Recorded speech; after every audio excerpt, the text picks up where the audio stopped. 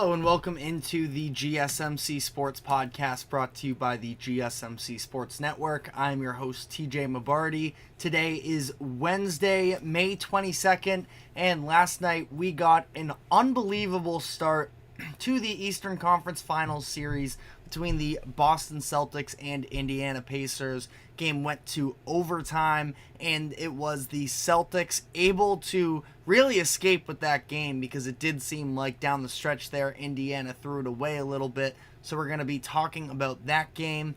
Then we are also going to be talking about sort of more general playoff thoughts. I'm going to be giving my rankings on the top 10 players in the NBA playoffs that remain. And also we are going to be looking ahead to the finals and talking about what the best possible matchups could be and what the biggest storylines would be coming out of those. And then finally, we're going to be wrapping up the final part of the show by talking about the all defensive and all rookie teams that were announced on Tuesday. And we are also going to be talking some updates on the Lakers head coaching situation. So a whole lot of NBA talk to dive into, but before we get into the show, just a reminder to like, follow, subscribe wherever you keep up with us. To our live viewers, be sure to use the comment section to give us your thoughts on the latest happenings in sports and help make this show as interactive as possible. And if you want to be a bigger part of the show, you can also go to gsmcpodcast.net, leave a tip or donation, and get your comments streaming across the screen. Anything would be greatly appreciated. Starting off the show, though, of course, diving into that game from last night, the Celtics led. It seemed like they were going to pull away on a couple different instances. Now, from the first minute, we saw the 12-0 run that the Celtics came out to. Pacers respond, end up bringing it close by the end of the half. And then in the second half, once again, in the third quarter, it looked like the Celtics were going to pull away. They were constantly attacking the rim, but specifically in those non-Tatum minutes down the stretch of the third quarter, the Pacers made it close once again. And finally, in the fourth quarter, the Pacers actually had the lead based off of the Celtics offense getting extremely stagnant. Jayson, Tatum, and Jaylen Brown both really tightened up. It was Drew Holiday, actually, that was sort of keeping them in this game. But the Pacers became the first team in NBA history, NBA playoffs history, that is, to lose a game while up by 3 or more in the final 10 seconds.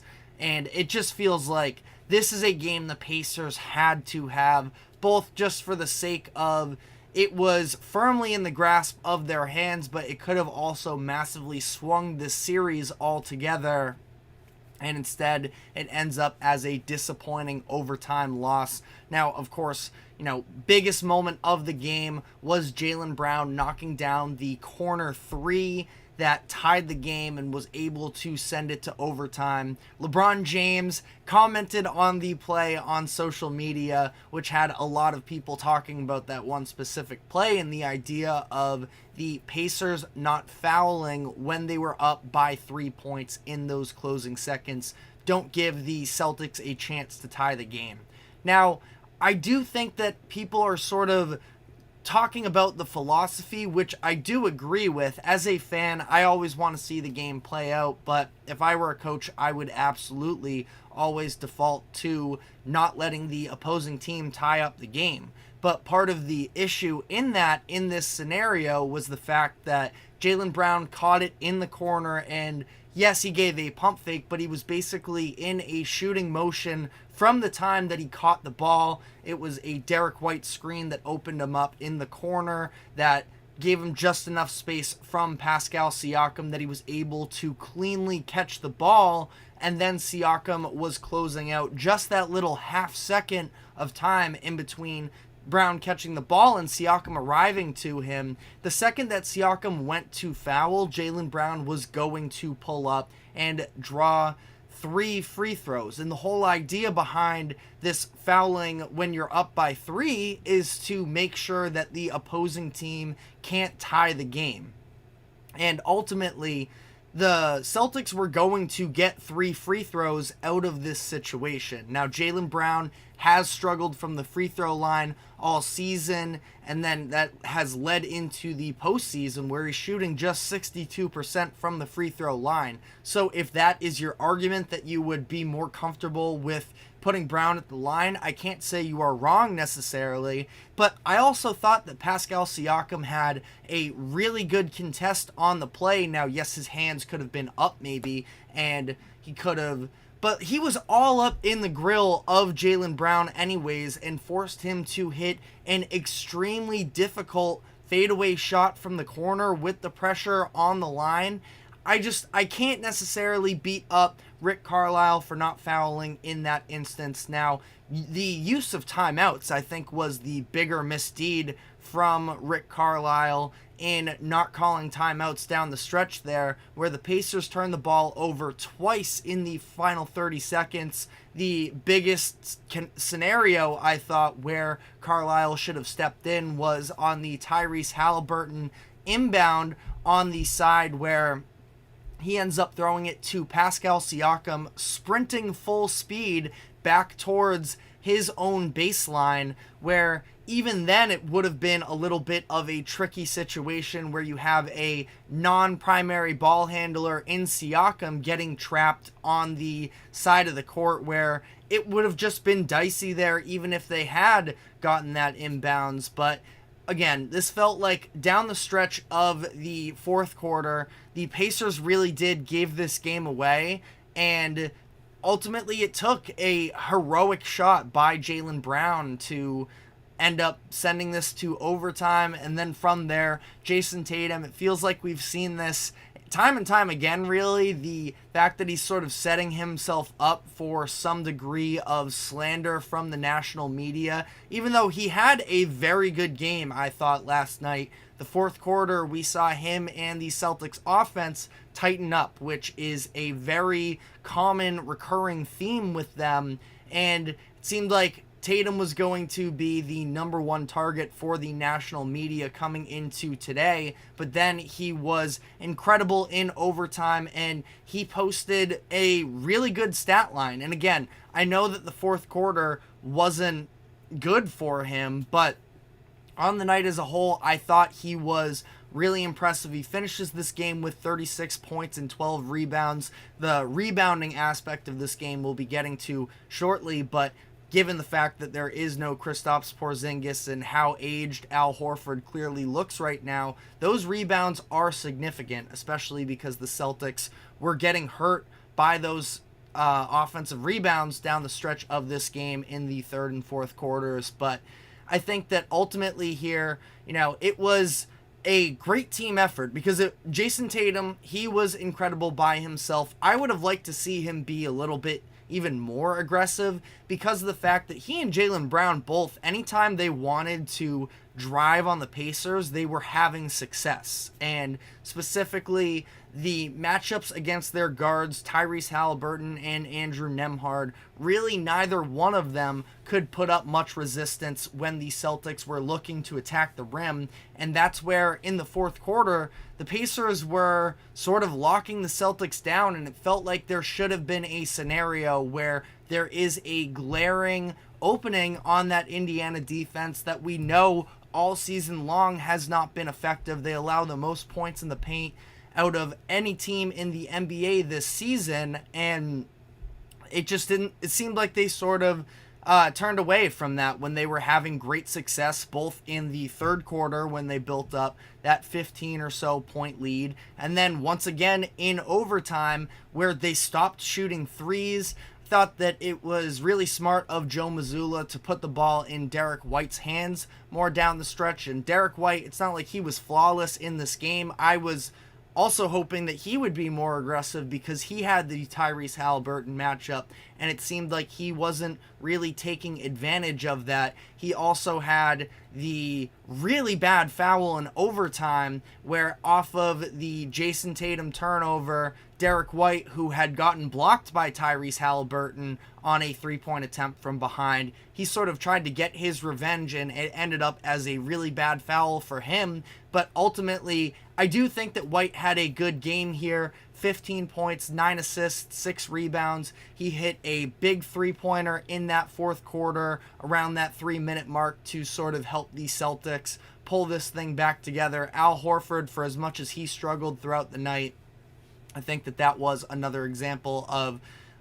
somebody who really wasn't all that effective on the night as a whole, but he hit a three-pointer as well at that 3-minute mark that came in handy. But the Al Horford conversation is definitely a pressing one for both perspectives of the team, because it was clear that the Pacers in the second half, and specifically the fourth quarter, you could see Halliburton looking for it in overtime as well. He wanted that Al Horford matchup. This is something that we've seen dating back to, really, I would say, the Cavaliers series when Donovan Mitchell was tearing them up in Game 3. The fact that he just does not have the perimeter defense to be able to stay in front of these crafty guards, and he was just time and time again, as if you go back and you look at overtime, and I know that the Pacers didn't have the best overtime period because of some ball security issues. That is a little bit of a, bigger problem with them, bigger concern, I should say, but that is absolutely something they can continue to attack, and the Celtics are going to need to make adjustments to make sure that that isn't the case, because I would have to imagine that's going to be the Pacers' number one priority headed into next game. It was clear that the Luke Kornet center minutes off of the bench for the Celtics was not effective. Miles Turner was basically unguardable in that first half. Pascal Siakam got going in the second half as well. It seemed like a lot of those free throw line jumpers were over Al Horford, who just couldn't really, he is 37 years old, turning 38 in a couple weeks, and he's playing 40 minutes. That's just too much, which was another example of they need Kristaps Porzingis. Now, they come away with this game without him. I'm curious to see, they could conceivably win without Porzingis in this series in its entirety, but I think the Pacers are a better team, and I've been saying this headed into the second round.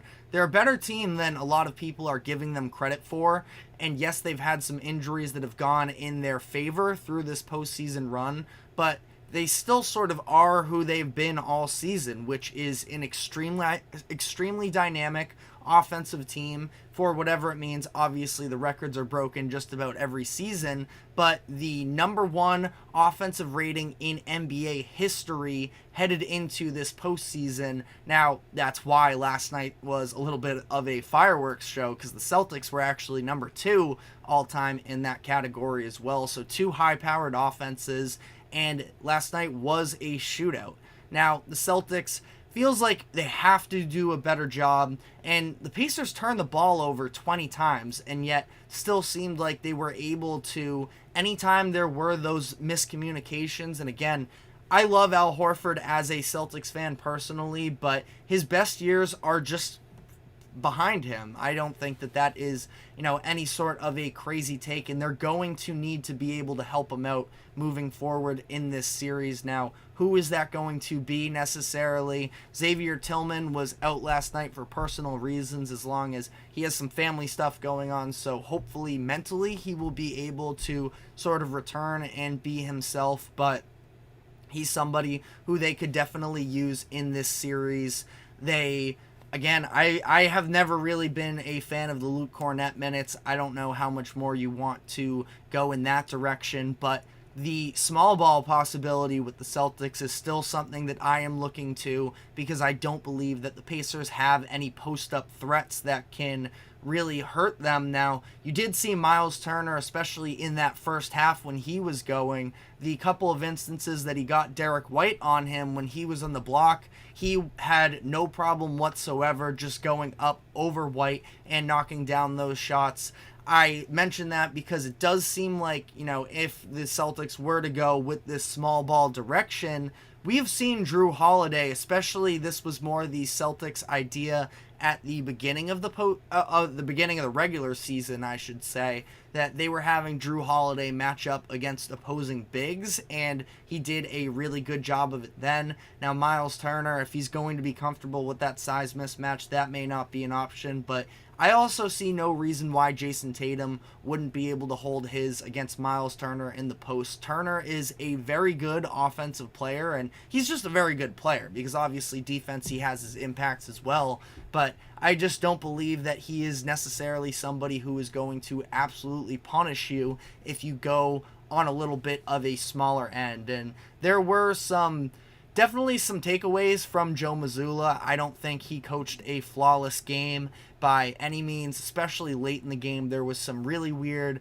clock management stuff, the decision to foul in overtime when they were already in the bonus, and then there was the whole debacle with the allowing offensive rebounds and the Pacers getting extra free throws with a chance to make it a one-possession game, which they ultimately do. But I think that he's going to have to figure out some sort of a solution ultimately for what are they going to do with Al Horford and this big man position, because 40 minutes a game is not going to cut it for Horford, who also has been mightily struggling from the three-point line. The Pacers are going to leave him open until they make him pay. And, in a 4-game sample size, at least as of late, where the Cavaliers, we saw them sort of take on this adaptation down the stretch of that series, Al Horford has not been able to make opposing teams pay. Now, he was great in the closeout game where he was 6 of 13 from 3, but since then he has hit just, I believe it is 3 of 22 from there between games 3 and 4 in the Cleveland series and game 1 last night. So that is really bad, obviously. And again, I think they're going to have to come up with some other adjustments, but it seems like this does really hurt the Pacers because, like I mentioned, this was a young team, and by no means do I think they're going to roll over, but there would have been an extra level of confidence that would have been instilled in them if they were able to win this game and head into a second game in Boston with a 1-0 series lead. We know that they are still undefeated at home as well, so it seems like they could have conceivably built up a potential 3-1 lead. Now, obviously, that's getting way ahead of ourselves, but I think that that's a very deflating loss for Indiana because they just kept giving the Celtics these opportunities to stay in it in the fourth quarter, where the Celtics weren't able to come through their first couple chances, and then ultimately 2 turnovers later, the Celtics hit an improbable shot, and this ends up going down as a Celtics win. But let me know what your thoughts were in the comments section. I think there is a ton to unpack in this series, and we're going to continue to do so as it progresses. But Pacers, in my eyes, showed that they can no doubt compete, and I don't think that, at least for me personally, that was ever all that much of a question. But we have seen the Celtics play. Typically, they give one game away to their opponents where they are sloppier, they aren't shooting as well from 3. This seemed like a game where Pacers really should have come away with it, and curious to see how it's going to impact. Again, I think that Carlisle, as much as he is under a level of scrutiny this morning, I do think that he is still a good coach. There's still plenty of talent on this Pacers team, and they have their identity that they just have to continue to stick to. And if the Celtics defense can't step up, that is, this could continue to be interesting. But again, let us know what your thoughts are in the comments section. But I want to sort of step away from this series in particular, and I'm going to be going through my top 10 players that are remaining in the conference finals. So stick with us through the break, and I will give you my rankings after this quick break. Oh. I feel like I'm losing my mind. Is everybody in the world blind? Please, Lord, give me a sign, a sign. I feel like I'm losing my mind. Is everybody in the world blind? Please, Lord, give me a sign, a sign.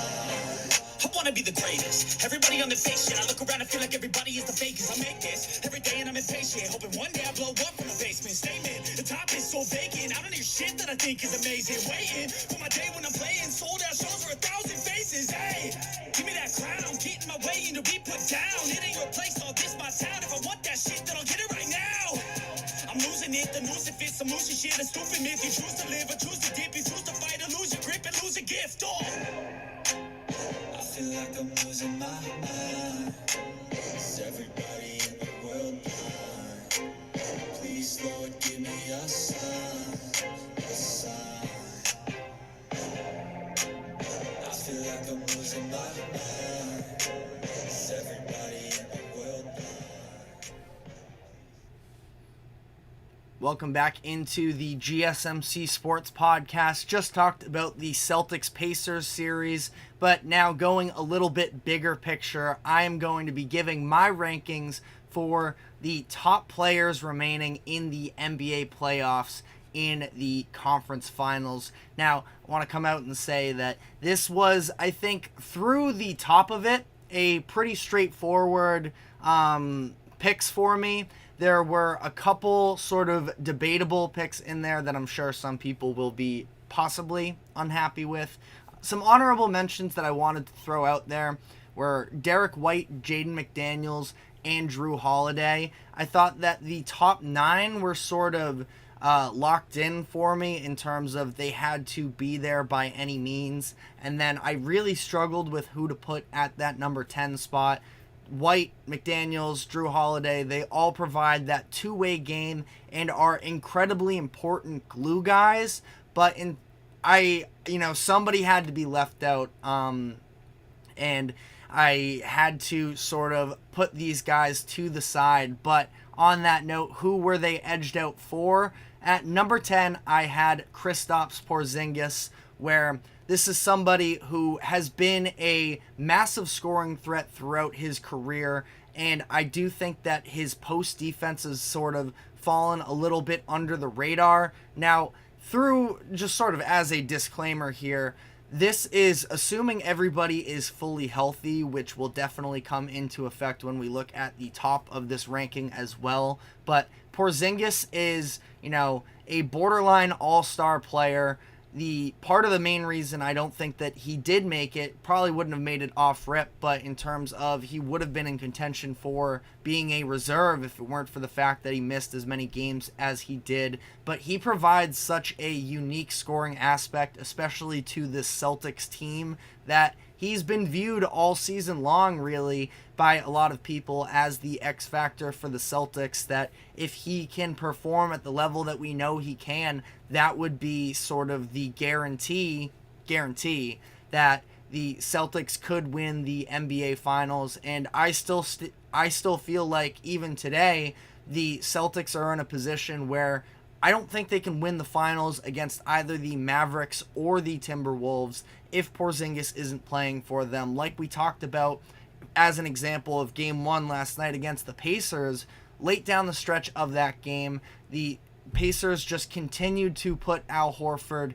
in these switches. Halliburton calling for the Miles Turner screen. The Celtics switch everything typically. So just a situation where, and in terms of, well, maybe you don't switch everything. Once you get to the finals, if it is Luka, if it is Kyrie, you can't afford to drop down on those types of plays. So I have Kristaps Porzingis at number 10. Number 9, I have Pascal Siakam. I know he's not everybody's favorite player, but he is an incredibly effective scorer. We saw last night he was quiet in the first half, but all playoffs long, he has been so good at taking advantage of mismatches. And yes, we know that there are some limitations to his offensive game, but at the same time, he makes difficult shot after difficult shot. And the way that he has been able to sort of extend his range out a little bit more, at least from the corners. Now, above the break, other teams are going to live with him potentially firing away from 3, but I still think that he is somebody who fits almost seamlessly into this Pacers identity. I don't even think the Pacers last night ran with as much pace as they would have preferred to, but the scorer that Siakam is, and he's no slouch on the defensive end whatsoever either, I had to put him at number 9. Number 8, I have Rudy Gobert. Gobert is somebody who, depending on what style of basketball you prefer, you could have Rudy Gobert higher up on this list, or you could potentially try and even bump him off this list altogether, because he does seem like, to some degree, especially when you come to the postseason and you're playing these teams in a best-of-7 series, there are some instances where Gobert may not even be able to be on the court if they are facing an elite level of spacing on the other end, and if there is nobody to hide him. So, Gobert is one of the all-time defenders. Again, it feels almost, for me, I think it feels wrong to put him this low on the list, but we are going to see the Timberwolves tip off against the Mavericks tonight. Specifically, once the Mavericks are able to get Maxi Kleber back in the series, which sounds like he is probable to return at some point, but we don't really have all that much of a timeline yet. I think that could end up really hurting Rudy Gobert to see a final series against the Celtics, and Kristaps Porzingis is playing. Could be a similar situation there. But Gobert, no doubt, has a massive impact on the defensive side of the floor, so I had him at number 8. Number 7, I have another Timberwolf in Karl Anthony Towns, where Towns is somebody who is undeniably an all-star talent. Offensively, he is tremendous, and the leaps that he has taken defensively, specifically the role that he took on in that series against the Denver Nuggets, has to be, very highly commended. Now, Towns was an all-star this year. Me personally, I would have preferred to see maybe either one of the Kings players, really, in Sabonis or Fox over him, but that's a whole nother conversation that I don't want to dive into right now. Towns is an incredible talent. He's sort of talked about the fact that he believes he is one of the best shooting bigs in the history of the sport. I think he said specifically that he is the best, and a lot of people sort of rolled their eyes at that, but the reality is he is absolutely a threat from the perimeter and causes tons of mismatch problems in the NBA, and we've seen him so far in this postseason do a really good job of being able to sort of hold up from a three-point perspective, and I expect that to continue on here. Now, he's not without some flaws in the fouls and actually being able to stay on the court, which kind of drives me crazy. He's the second best player on the Timberwolves, but he's playing 32 minutes per game because of the fact that he has frequently gotten himself into foul trouble,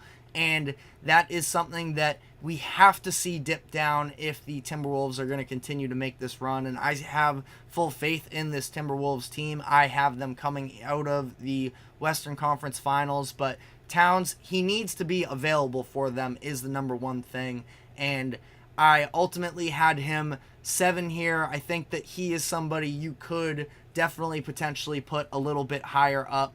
There is a debate with this next player here where I have Tyrese Halliburton at number 6. Now, I think that this might even feel low for Halliburton as well. Again, outside of, probably the top 7, I think are all, legitimate all-star caliber players, and even you could potentially try and throw Rudy Gobert in there. I mean, defensive player of the year, take with that what you will, but I think that this category here of Gobert, Tyrese Halliburton, they all sort of have these somewhat glaring flaws that do sort of knock them down a little bit. Now, I don't think that I'm getting too caught up in the recency bias of this, but Halliburton was a sieve last night defensively, where it seemed like when the Celtics offense was playing at its best, it's because they were attacking Tyrese Halliburton as much as they possibly could, and that's something that I think, they stuck him on Derek White towards the end of that game, and it seemed like White wasn't as willing to attack, but that's something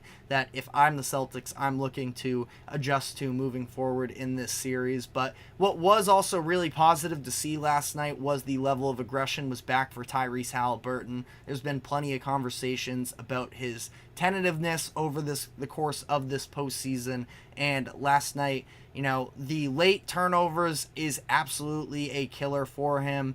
But he's a young player, and he's going to continue to develop. But I also do think there are, learning moments that occur in the postseason. And when I put this list together, I looked at it from the perspective of, if I'm trying to win a playoff series today, who am I taking first? And I ultimately have Halliburton falling to 6 in this list, behind Kyrie Irving as my number 5 pick. Kyrie is somebody that we all sort of know. You just kind of trust Kyrie in these big moments no matter what. And I think he's had a very successful postseason so far. Now, the conversation surrounding, this whole identity of being a team player, and the fact that he has been a little bit more passive at times, and seems like he's been, at least from a scoring perspective, a little bit invisible, but he has done a very good job on the defensive end, making effort plays that we haven't seen from him before in his career. And ultimately, when it comes to Kyrie, if you are looking at one individual player to take the big shot in a Game 7, it is hard to find many better options than Kyrie Irving. So I had him ultimately at number 5 in this one.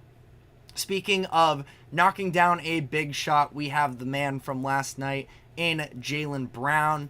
Now, Brown has been obviously an incredible player through a lot of his career. He's going to potentially be on the All-NBA team, probably third team. We saw him be selected to that last year as well. But one of the most impressive parts for Jaylen this season was the fact that he was able to develop on the defensive side of the ball. And that's something that when he was first coming into the NBA, it was sort of a high point of his game, but it seemed like he sort of almost fell off. That feels a little bit harsh, but at least in terms of his off-the-ball defense, it seemed like he got lazy at times, and he's definitely ramped that up as the Celtics have tried to buy into this idea of sacrifice and coming together. And Brown ended up getting multiple first-team all-defensive votes this year, where I believe he had 3 of which, so he ultimately got left off of the all-defensive teams altogether, but he's massively improved on that side of the ball, averaging 23 points per game on offense, and hit the big shot for them last night. Brown is just somebody that I think can be, any team can benefit from having a Jaylen Brown. He doesn't necessarily strike me as, he's somebody who could put up massive stats on any team, but this version of Jaylen Brown where he's playing a team game is just really fun to see in my eyes, so I had him at number 4. Now, I want to get out here and say number 3 and number 2 are an extremely close call to me, both going to be all-NBA players, but I went with Anthony Edwards here at number 3. I'll just get out ahead of it a little bit here.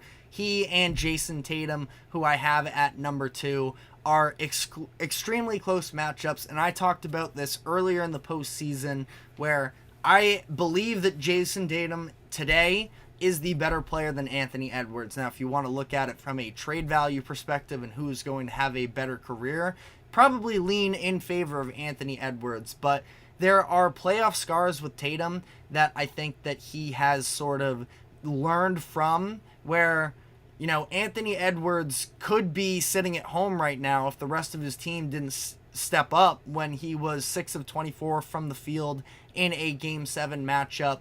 And I think that ultimately for him, he is an incredible talent. And I would say that generally speaking, I would call him a better scorer than Jayson Tatum, but I think that Tatum does all of the other things a lot better than Anthony Edwards, where he is a better passer, he is a better rebounder, he is a better defender on a possession-to-possession basis, and that is not to take away from Edwards whatsoever, because as we're going to talk about in the next segment, he is one of the, faces of the league moving forward.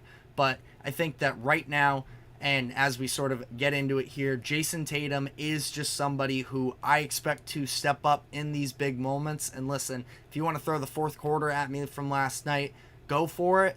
I still think that Tatum was incredible. He was a plus 20 on the court in a 5-point win, and it was very clear that any moment that he wasn't available for them, things got worse. And you can make a very similar case for Anthony Edwards as well. I think that if you want to go the entire NBA outside of this playoff conversation, Tatum and Edwards are probably just about 1 or 2 spots off from one another as well there. But let me know in the comments section what your thoughts are. This was a very close call for me. And then number 1, not really all that much of a debate, I feel like, is Luka Doncic. Now, the injury aspect with Luka, knowing that he's not fully healthy, was the one thing that sort of made me second guess. So I gave myself a little bit of an out and said, assuming all of these players are healthy, it has to be Luka. And it's really not, again, I don't think that it's a debate when all these players are fully healthy that it is Luka. The ability to hit all of the big shots just like Kyrie, be the big-time scorer, the playmaker, everything about it. He can be an absolute hub of the offense, and we have seen improved defensive efforts from him as well. We know that he's a good rebounder, so all of it plays in. I think if you are trying to win a playoff series today, Luka, out of all of the players that are currently still remaining in the postseason, I think it has to be Luka Doncic. But let me know what your thoughts on my rankings are in the comment section. This was a pretty fun exercise to go through for me, although I know that a lot of people are probably going to be mad at me because all of this is pretty much subjective. But we are now going to be taking our second break of the show, and when we come back on the other side, I want to dive into the All-NBA, or we're going to talk about the matchups that we could see in the finals with all of these players, what the best matchups and top storylines could be. So stick with us, and we will be right back. Looking for your daily fix of sports talk without having to pay for it? GSMC Sports Network is available on YouTube. Just search GSMC Sports Network. Get your fix of daily sports talk shows on YouTube, absolutely free. NFL, college football, NBA, MLB, MMA, UFC, fantasy football, and so much more. GSMC Sports Network has shows running all day long, with new sports shows starting every 2 hours. Just like on your favorite cable sports channel, except GSMC Sports Network is absolutely free. Just search GSMC Sports Network on YouTube to catch one of your new favorite shows, like the GSMC College Football Podcast, Chip Shot Football Podcast, Hoops and Heels Women's Sports Podcast, GSMC Basketball Podcast, and so many more. Check it out for yourself. GSMC Sports Network, now available on YouTube absolutely free. Search GSMC Sports Network on YouTube right now. Welcome back into the GSMC Sports Podcast. We're now going to be looking ahead with those Final Four teams that are remaining in the NBA playoffs. I want to talk about what the best types of matchups we could see in the finals could be and what the top storylines would be coming out of those. So it's obviously been talked about plenty up to this point that the youth movement is one of the biggest remaining stories in the postseason. CBS put out a stat yesterday that said this is just the second time in NBA history that each of the Final Four remaining teams in the playoffs has an all-star in their age 25 season or younger. important to note that Tatum did just turn 26, but this is still technically his age 25 season. So all of this bakes into the conversation that has been an overarching storyline on the season, which is who is going to be the face of the league moving forward. And I think that the top two names that have been talked about in this light are Anthony Edwards and Jayson Tatum, like I just talked about in the player ranking segment. I think they are neck and neck. Now, Tatum has a couple years on Anthony Edwards, and Edwards is no doubt a more flashy player. He's extremely marketable as well, so I would say that he is probably the favorite in that conversation, but Tatum is also an incredible talent in his own right. He's extremely composed. He is a role model. Of course, him and Deuce going everywhere together. So I think that they are both awesome candidates for this conversation. And I also believe that the Timberwolves and the Celtics are the best two teams in the NBA. Nuggets could be a conversation. I still feel like the Nuggets would beat the Celtics if the two teams were to face off against one another in the postseason. But at least if we're talking remaining teams, I think that it's the Timberwolves and the Celtics, and I don't really have all that much doubt. Now, the Mavericks, that series is still going to be interesting, so by no means do I want to discount the Mavericks. I think the Timberwolves on paper are the better roster, but like I talked about in my show yesterday, there are certain play style things that could absolutely come into play, and the Mavericks could be a difficult matchup for the Timberwolves. But again, ultimately, I think that Edwards versus Tatum for that front runner spot in terms of being the future face of the league, having that finals MVP under their belt would be the number one storyline I think that could come out of this. The Timberwolves aren't necessarily from this big market, but still it seems like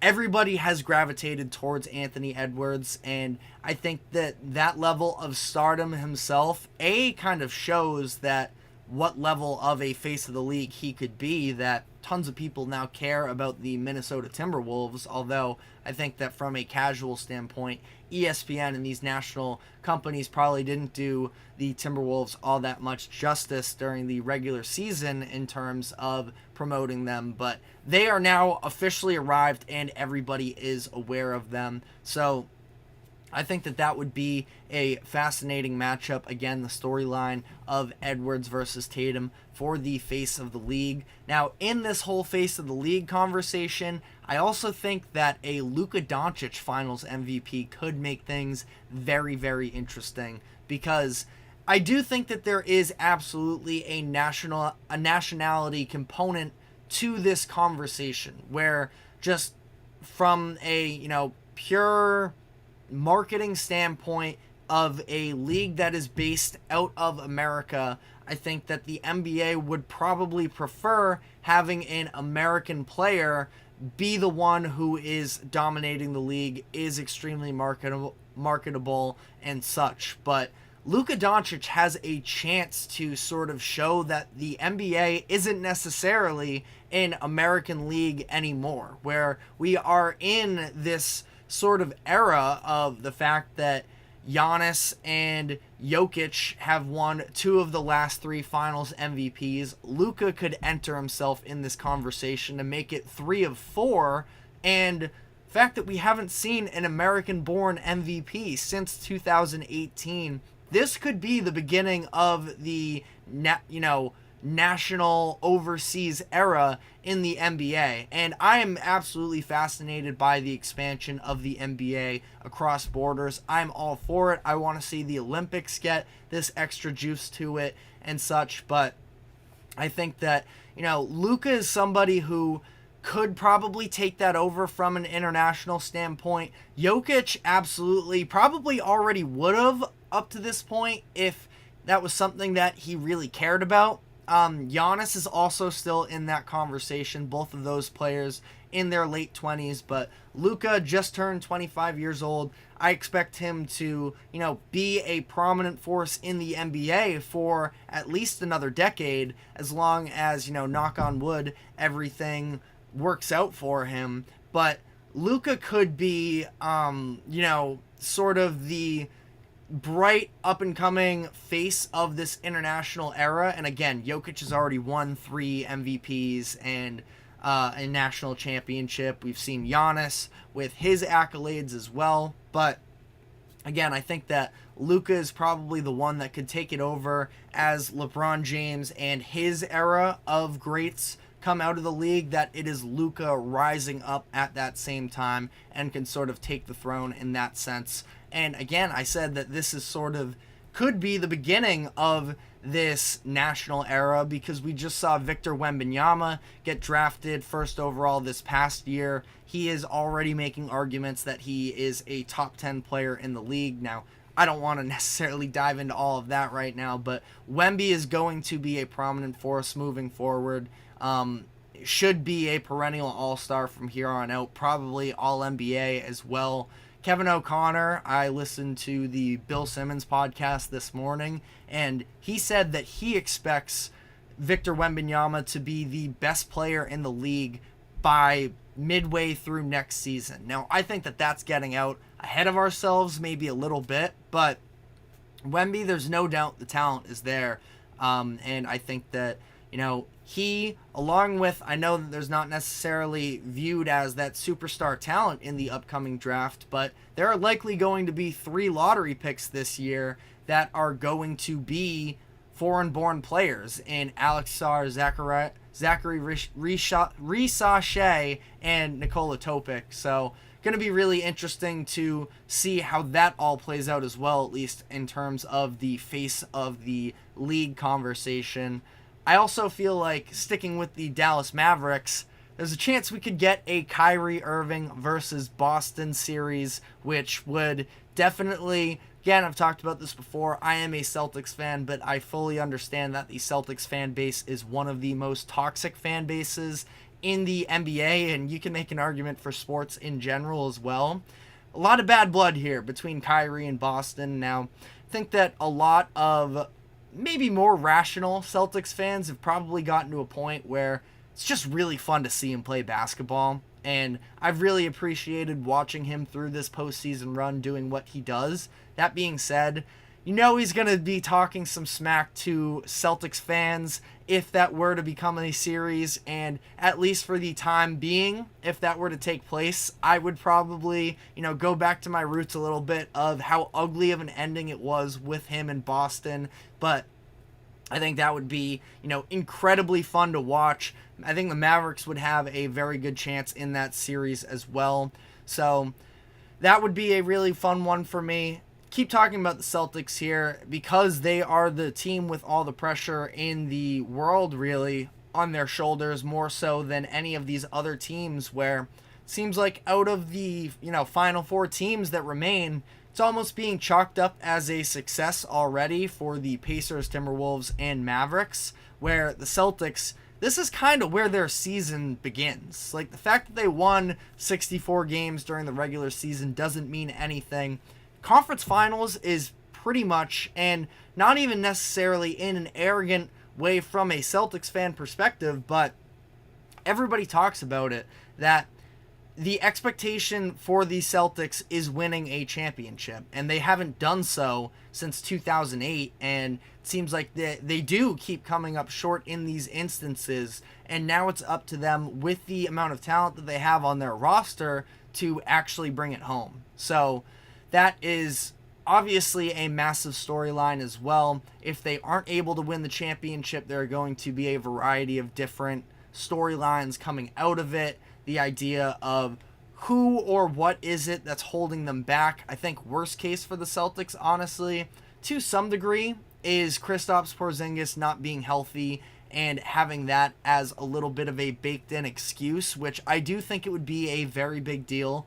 And I do feel like if Kristaps Porzingis is healthy, they can beat, and not just that they can, they should beat anybody remaining in the playoffs. But if that isn't the case, there is, if Porzingis isn't healthy, there's a real chance that they could be a little bit stagnant and hesitant to make any types of moves. But, going to be interesting to see how this plays out for the Celtics. And then the last sort of note I wanted to make here is, Minnesota, at least social media is the worst the majority of the time, but definitely good inspiration if you're talking about different storylines that could come out.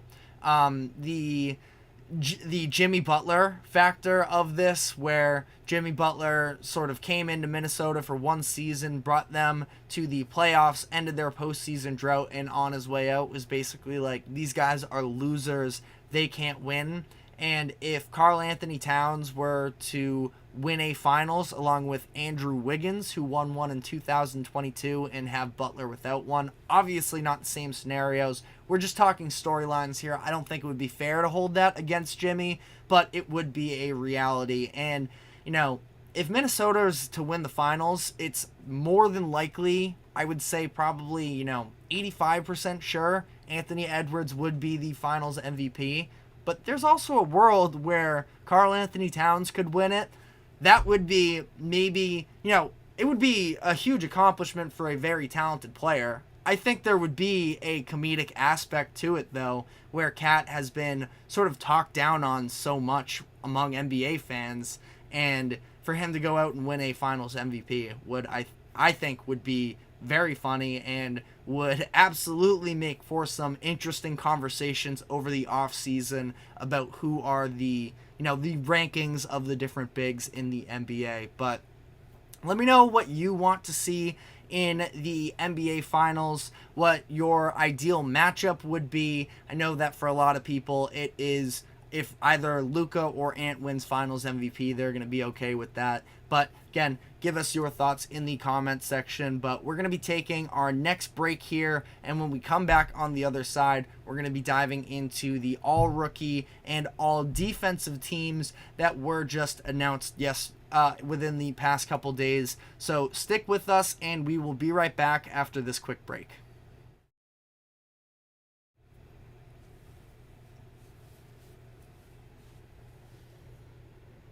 For the best and latest podcasts available anywhere, go to the podcast app on your cell phone and type in GSMC to access free content-rich podcasts on health and wellness, book reviews, sports, entertainment, relationships, social media, movies, technology, finance, and even weird news. Subscribe and download the GSMC Podcast Network's family of shows, available everywhere podcasts are found.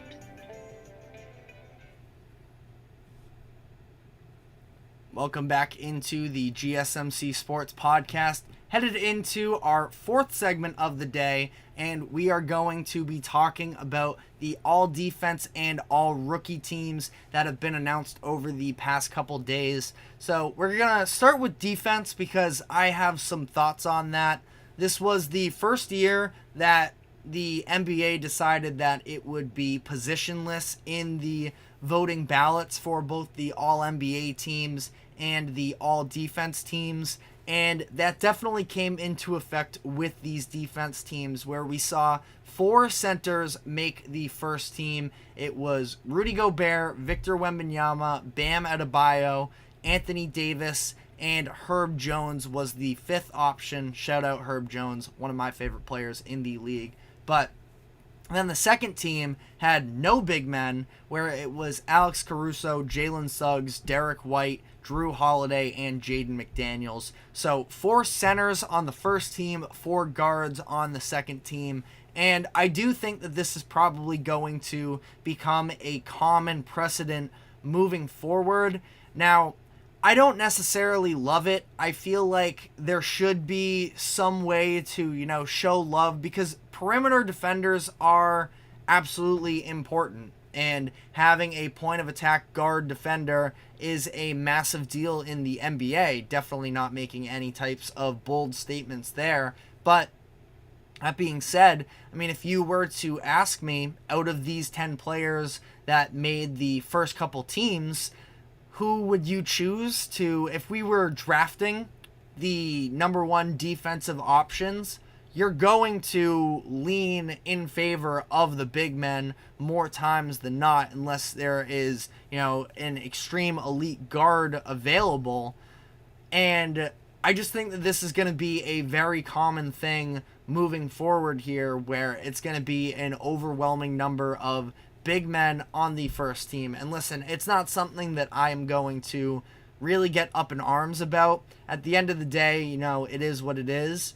But I just thought it was something notable that this is going to be sort of the beginning of a new era in those eyes. As far as the selections for who made these teams, I don't really disagree with any of the placements here, where I want to say that these were probably the 10 players I put on my, quote unquote ballot when I did my version of picking for the all defensive teams. I think that Lou Dort is probably the number one player that could have also slid onto this list. He was the number one snub in terms of total points that were left off the ballots, followed up by Kawhi Leonard, Chet Holmgren. Jarrett Allen is somebody who also could have been in consideration for this selection as well. But again, ultimately, I thought that the top 10 that they came up with was a good list. But at the same time, I just kind of wish, even if it was, reserving one spot for a guard, I think that should be something that they take into consideration. Now, I don't expect that to be a change in the coming future, and partially because as I talk this out, I can't think of an overwhelming reason as to, why they should make this change, other than looking back at the history of the NBA.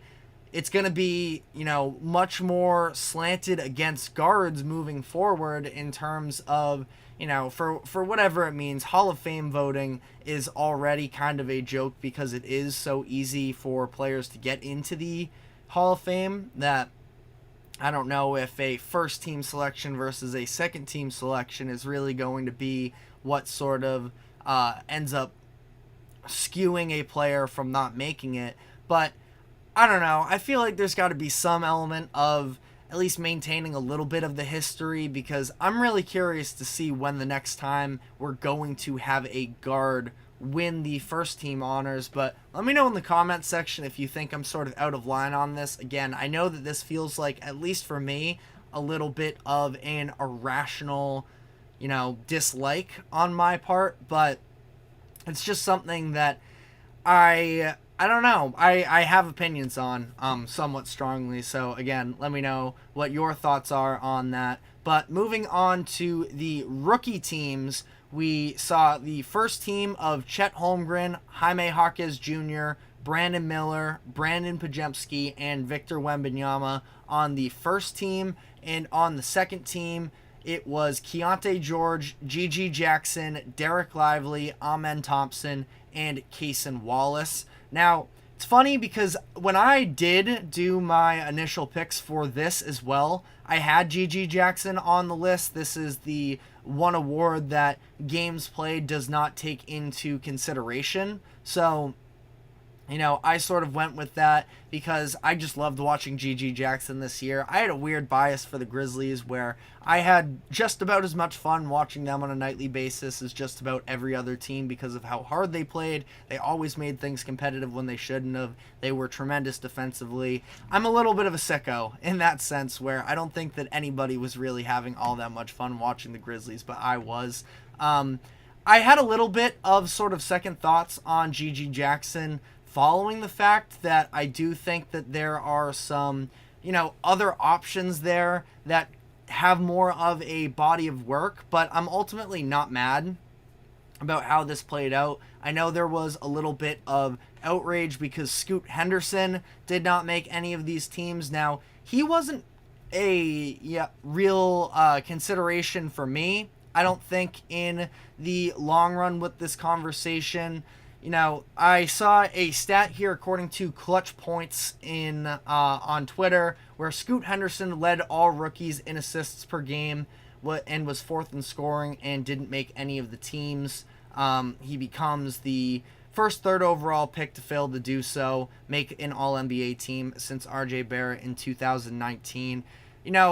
I think that there were flashes with Scoot Henderson that showed he wasn't necessarily, I'm not completely out on him in terms of, I was very high on him coming into the league, and I'm definitely not willing to sell all my stock just yet.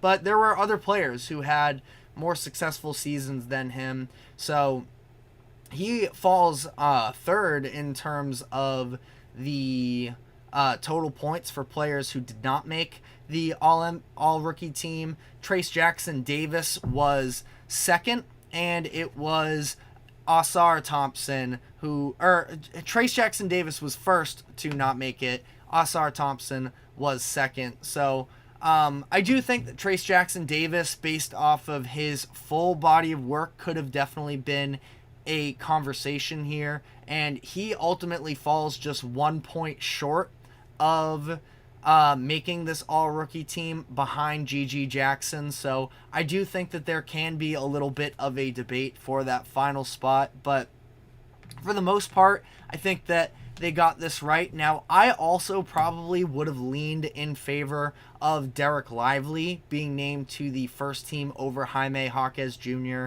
who Jaquez had a great rookie season, but he did sort of struggle down the, month by month. We saw his shooting split sort of get worse until I think the very end in April. He may have had an uptick again, but he had a stronger start to the season than he did the finish. Derek Lively was a very impactful player for a good team in the Mavericks. We see the defensive intensity that he brings, the rebounding, all of that, I do think is very valuable. So, again, not something that I necessarily have a massive problem with. Now, it wasn't even close between for the voting, where Jaquez had 89 first-place votes and Lively had just 26. So, something that I at least thought was worth noting, but at the end of the day, I'm not necessarily mad about the results of either of these teams, but let me know if you think anybody was snubbed. But we are going to be taking our final break of the show, and when we come back on the other end, we have some updates on the Los Angeles Lakers coaching search that I want to dive into, so stick with us, and we will be right back.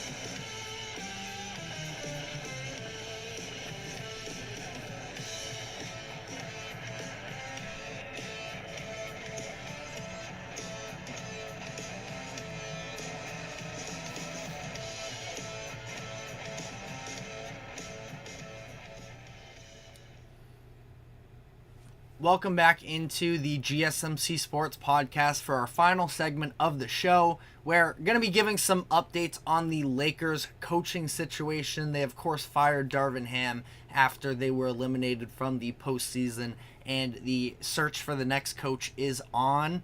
And it is sort of interesting to see the Lakers have so much to sort of handle in this offseason. Of course, LeBron James approaching free agency and whether or not he is going to stick around there. My very brief thoughts on that are that I think that he is going to stick around.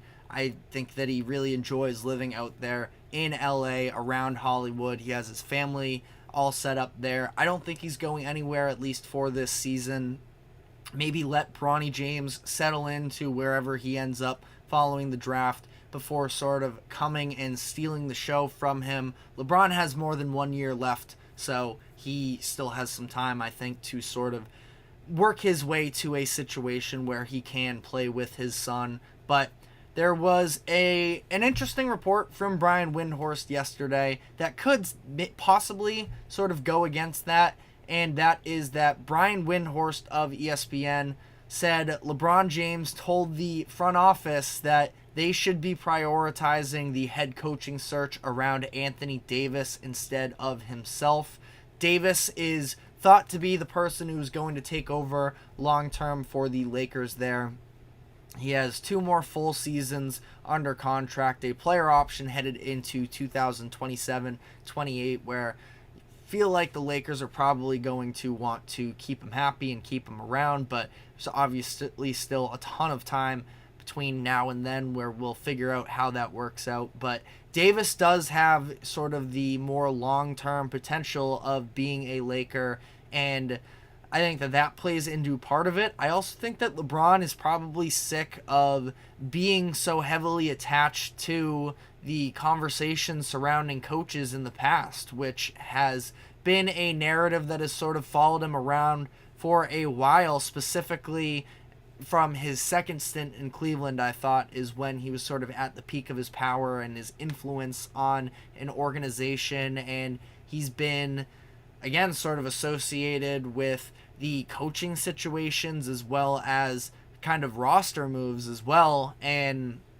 I think to some degree LeBron at this age is probably sick of that a little bit. So he wants to make it very clear that he has no say in the coach. If the coach doesn't work out, it's not on him, especially as we have all of these rumors coming out about the potential of JJ Redick joining the Lakers as the head coach, knowing that LeBron and Redick have this outstanding relationship anyways before he even were to potentially come to the Lakers. But, you know, ultimately, I think that is the right decision, and for whatever reason it is, I'm glad that LeBron is sort of understanding the situation as a whole, and that he doesn't know how much longer he's going to be with the Lakers. It seems like at times he is sort of, specifically if you look at the previous trade deadline, he was sort of trying to put pressure on the organization to mortgage their future, whatever future picks they have, in order to improve the roster this season.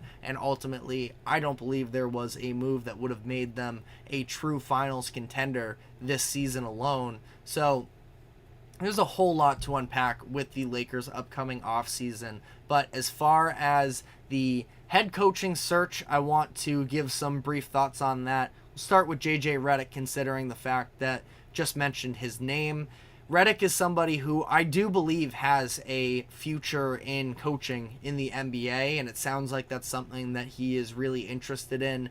And I would like to see him in that role, because JJ Redick is one of the best minds in sports media, best basketball minds in sports media right now, and I feel like I learn a lot from listening to him, and I'd like to see sort of how that plays into the coaching realm. But I would definitely feel a little bad for JJ Redick if this was his first landing spot, because it's under all the spotlight, all the pressure, and I don't see this necessarily working out for him in LA, where there are a lot of roster holes, and I kind of feel like the Lakers, they might just be past their contention window right now. They can still be a playoff team for the foreseeable future as long as they have LeBron and Anthony Davis, but I don't see them as finals contenders headed into next season. Let me know in the comments section if you disagree and why. But I wouldn't be necessarily in favor of Redick joining the Lakers staff, although, again, if this is the opportunity for him, I wouldn't be mad at that whatsoever. But another name that has really started to come up in this coaching search is James Borrego. He was the former head coach of the Charlotte Hornets. He spent some time as well in San Antonio, being on the bench under Popovich for a couple championships, as well as being in New Orleans with Anthony Davis, which is why his name has sort of popped up so much more in contention, is because of this idea of trying to cater more to Anthony Davis. It sounds like they had a positive relationship when they were together. And Borrego was thrown into a disastrous situation in Charlotte, so I definitely wouldn't write him off because of that first stint by any means. I think the Lakers need somebody with maybe a little bit more experience. Again, to the JJ Redick point, there isn't necessarily, a great basketball mind will take you anywhere from a coaching perspective, but as much as I don't believe the Lakers are finals contenders, their front office is going to want finals contention, and got to have somebody who's a little bit more day one ready for the job in my eyes. So I think Borrego would be a fantastic option for them. Micah Nori, the assistant coach for the Minnesota Timberwolves, that if you watch any of the Timberwolves games, he is the one that is sort of standing in place of Chris Finch, where Chris Finch is still present and, coaching the team, but Micah Nori is the one sort of walking up and down these sidelines now that Finch is dealing with this knee injury, and would be maybe a little bit funny to some degree of the Lakers choosing to go with a coach who stepped in a big moment for a successful team, because that's what they did with Luke Walton in the mid 2010s, where Walton was with the Warriors and Steve Kerr. I think it was when he got back surgery possibly, and Walton stepped in and didn't end up working out for him in LA, about a decade ago, but would be at least a little bit funny to see them sort of follow the same path and see if it would have any bit of a different result. But I do think that Nori is a solid option for them as well. I would lean with Borrego. I would also potentially lean with Sam Cassell, who personally, as a Celtics fan, I would prefer to see him stick around the organization as an assistant coach. He wasn't the number one assistant. That was Charles Lee. He was actually hired by Charlotte this offseason.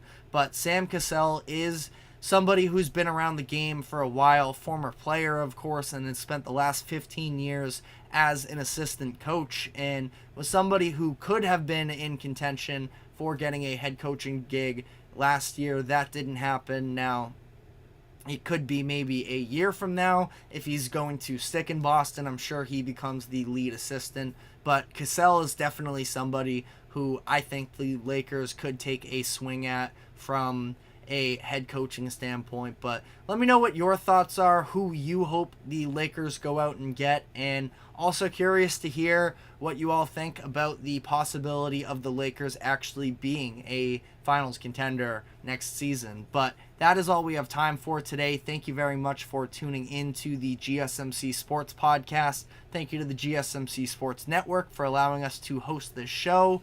Remember to like, follow, subscribe wherever you keep up with us. Check us out on social media as well for more exclusive short content. We are live here every 2 to 3 p.m. Eastern, so we will be back tomorrow. We will see you then. Take care.